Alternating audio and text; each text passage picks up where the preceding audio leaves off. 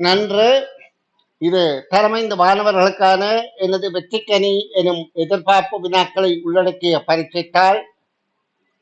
பரீட்சை 2 வினாத்தாள் 2 இரண்டாம் பக்க வினாக்களுக்கு ஆயிஷா எனும் மாணவி ஆசிரியரால் கற்பிக்கப்பட்டவற்றை புரிந்து விளங்கி தன்னுடைய முயற்சியால இந்த வினாக்களுக்கு, அதாவது ஆசிரியர் கற்பித்ததை கேட்டு வழங்கி கிரகித்து வெளிப்படுத்த போகின்றார்.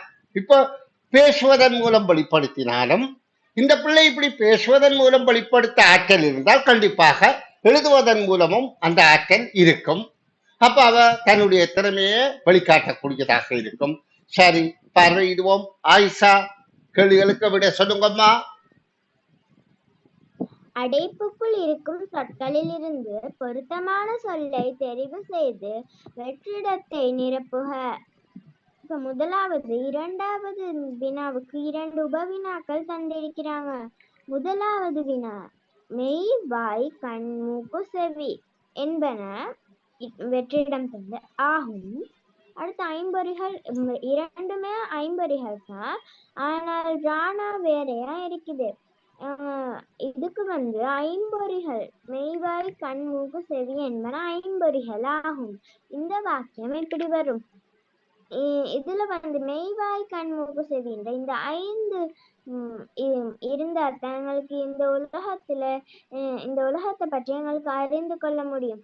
இதுக்கு ஐம்பொறிகள் 2வது ஐம்பொறிகள் அந்த பெரியரான ரி. அடுத்து 2வது, நாங்கள் கல்வி அப்புறம் வெற்றிடம் சென்றோம் தந்திருக்கேன். அதுக்கு பிறகு நாங்க இதுல சுற்றுலாண்டு 2 தந்திருக்கேன். ரெண்டுமே ஒரே ஒரே சொல்லித்தான், லானா மட்டும் வேற. நாங்கள் கல்வி சுற்றுலா சென்றோம். கல்வி சுற்றுலா பாம்புலானா கல்வி சுற்றுலா தான் வரும். அப்ப அது 2வது கல்வி சுற்றுலாவா இருக்கும். அப்ப இது நாங்க எழுவாய் பயனிலையும் கண்டுபிடிக்கலாம். இதுல சென்றோம், யார் சென்றோம்? நாங்கள் தான் சென்றோம். அப்ப நாங்கள் இதுல எழுவாய் அப்படின்னு எங்களுக்கு கண்டுபிடிச்சிடலாம்.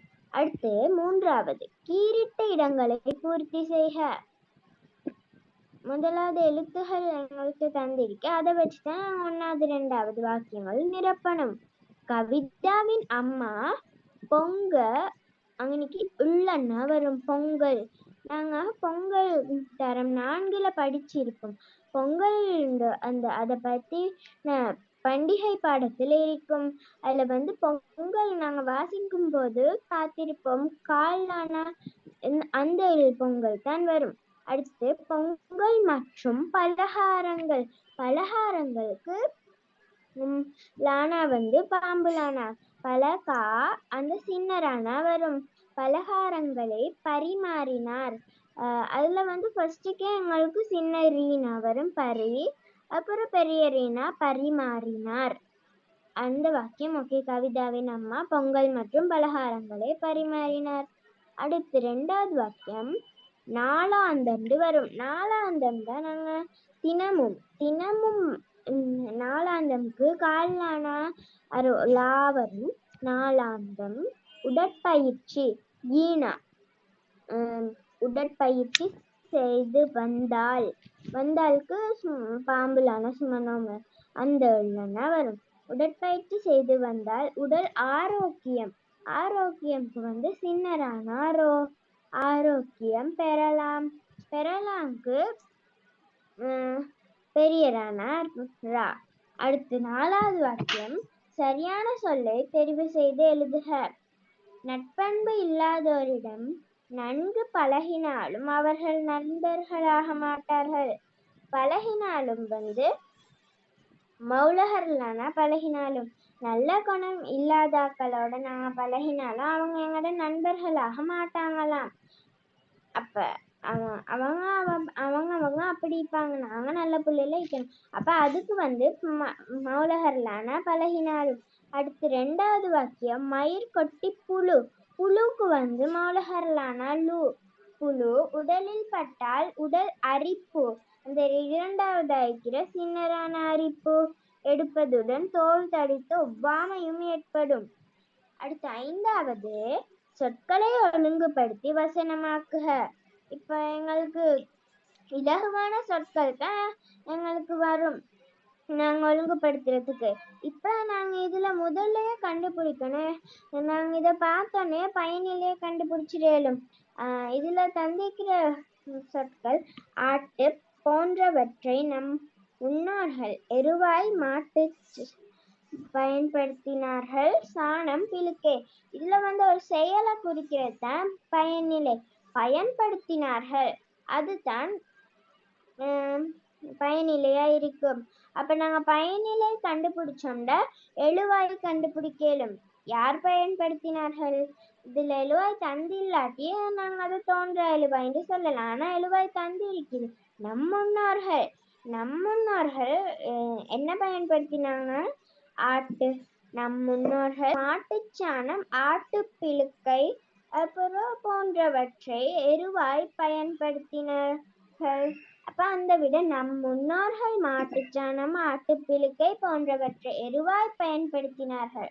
அடுத்து 2வது அதுல பயனிலை கண்டுபிடிக்கிறது. அது எல்லாத்துலயும் பயனிலை கண்டுபிடிக்கிறதுக்கு எனக்கு இலகுவாக இருக்கும்.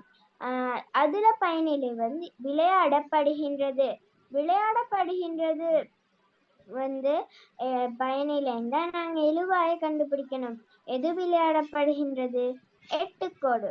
அப்ப எட்டுக்கோடு விளையாட்டு. அந்த எட்டுக்கோடு விளையாட்டு பொதுவாக திறந்த வெளிகளிலேயே விளையாடப்படுகின்றது அந்த வாக்கியம் வரும். அடுத்த 6வது பின்வரும் பழமொழிகள் ஒவ்வொன்றும் வெளிப்படுத்தும் கருத்தை எழுதுக. 1வது பழமொழி கந்தை ஆனாலும் கசக்கி கட்டு. கந்தை கிழிந்து உடையாய்ந்தாலும் நான் கசக்கி கழுவி போடணும் அணியணுமா. அப்ப கிழிஞ்சிருந்தாலும் எங்களுக்கு கழுவிதான் போடணும், அழுக்குகளோட போடப்படாத. அதுக்குன்னு சவர்க்காரம் போட்டெல்லாம் கழுவணும் இல்லை.